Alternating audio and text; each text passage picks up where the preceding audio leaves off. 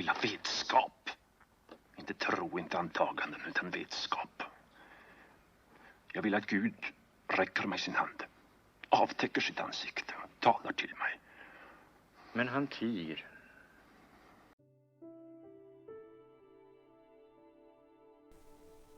I do not know what tomorrow holds, and in this unknowing, I have found the most silent freedom. It is not a flaw in the design, it is the design itself. We do not know because we are not meant to. Like clouds do not know where the wind will carry them. Like rivers do not ask where they will end. They just flow. There is something profound in watching water move. It never hurries toward its destination, never resists the stones in its path. It simply moves with whatever comes, shaping itself to each bend, each obstacle, until it has carved canyons through mountains. The river does not need to see the ocean to know it belongs there.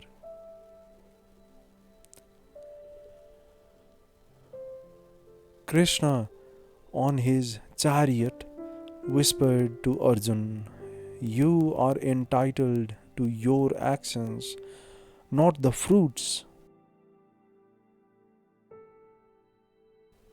The future is not your burden." Consider the archer who draws the bow. If he could see exactly where the arrow would land, would he still learn to feel the wind, to sense the subtle shifts in distance and light? The mastery comes not from knowing the outcome, but from perfecting the release. That moment of trust when the arrow leaves his fingers and finds its own way to truth. The Tao tells us, "Do nothing and nothing is left undone." No force, no plan, just presence. Do not worry about tomorrow, because tomorrow too is the Tao. The same eternal rhythm that moves the stars also moves through our small tender hearts. Buddha sat under the Bodhi tree not to predict but to dissolve. He did not chase the future, he emptied the need for it. He saw that suffering is born not from what will happen, but from what we imagine might. Every anxious thought about tomorrow is a theft from today's peace. Every projection of loss is a barrier to present love. I think of how we suffer most from the stories we tell ourselves. The rehearsed conversations with people who may never say what we imagine. The elaborate preparations for disasters that exist only in our minds. We exhaust ourselves fighting battles that have not begun, mourning losses that have not occurred. Confucius walked the path of virtue not because he knew where it led, but because it was the right path. Now, he said, "He who knows all the answers has not been asked all the questions. And is not life a question better left open? Better to live with wonder than certainty, with curiosity than conclusions." Marcus Aurelius, writing in the early morning light of Rome, said, "Never let the future disturb you. You will meet it. if you must, with the same weapons of reason. The Stoics did not resist fate, they walked with it. Knowing is not courage. Living without knowing, that is courage.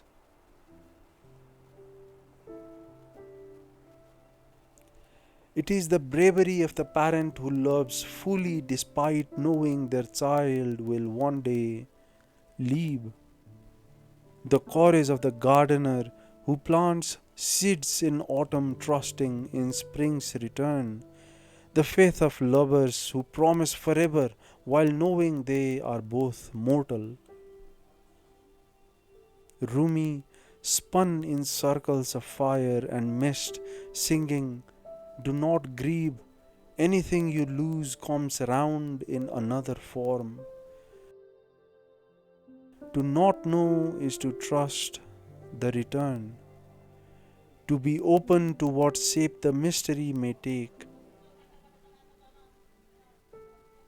Love transforms but never truly ends. Light changes color but continues to shine. Water becomes cloud, becomes rain, becomes river, becomes sea.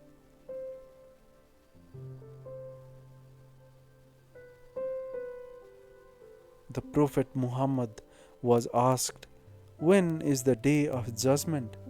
And he answered with a question, "What have you prepared for it?"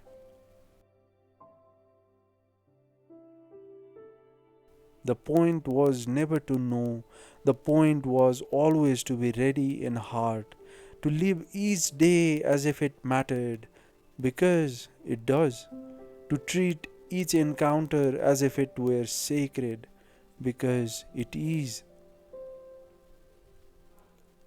The Zen monks of Japan bow to the falling cherry blossom, not because they know how many will fall, but because they know it will not last. It is the very absence of permanence that makes the flower sacred. If roses bloomed forever, would we stop to smell them? If music played eternally, would we ever truly listen? There is a temple in Kyoto where monks spend hours raking patterns in sand, knowing the wind will erase their work by morning.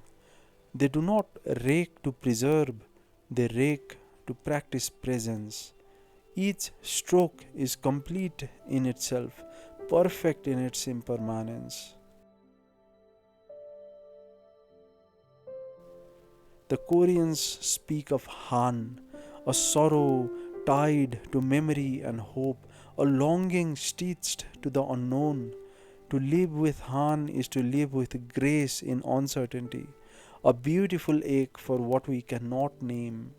It is the feeling of standing at the shore at dusk, knowing the waves carry messages from distant places we will never see, yet somehow feeling connected to them all.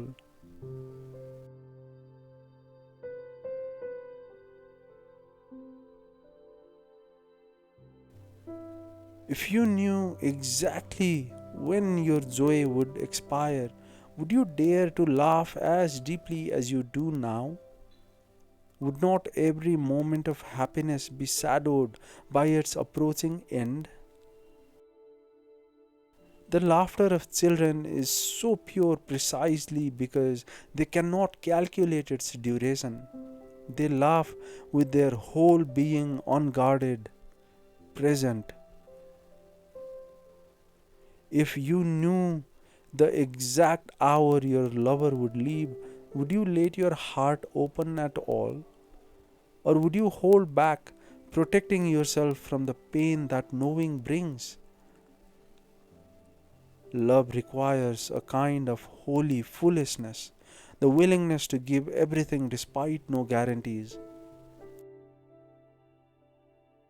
If you knew the moment of your death, would you still walk barefoot in morning dew? Would you still pause to watch the birds return home at dusk? Would you still dare to make long term plans, plant trees whose shade you will never enjoy, write letters to friends you might not see again? Knowing the future would strip us of life's tenderness, its spontaneity, its raw blooming now.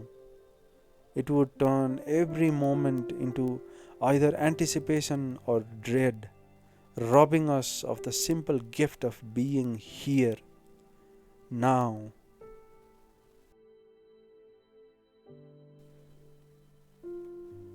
To not know is to live with the heart wide open. It is to stand before the universe like a child before the sea, curious, humbled, ready. It is to trust that whatever comes, we will meet it with whatever grace we can gather, that we are stronger than we know, more resilient than we imagine, more capable of love than we dare believe.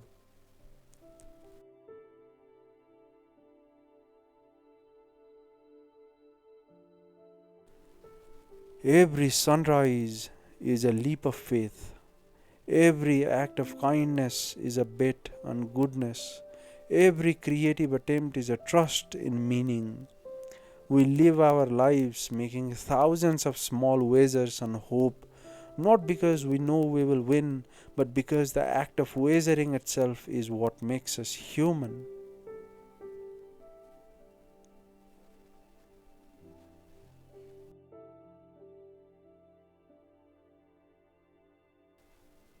Not knowing is not darkness.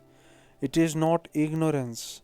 It is a quiet light, soft as moon glow on the surface of a still lake. It is the space where possibility lives, where wonder dwells, where grace can surprise us. It is not our burden, it is our blessing. It is what allows us to be amazed by sunsets we have seen 1,000 times, to fall in love as if for the first time, to greet each morning as a gift rather than a given. The future will arrive moment by moment as it always has, and we will meet it not with the armor of foreknowledge, but with the soft strength of presence, the quiet power of trust, the endless capacity to begin again. Let it be so, let it be enough, let it be beautiful, this not knowing that makes all knowing possible.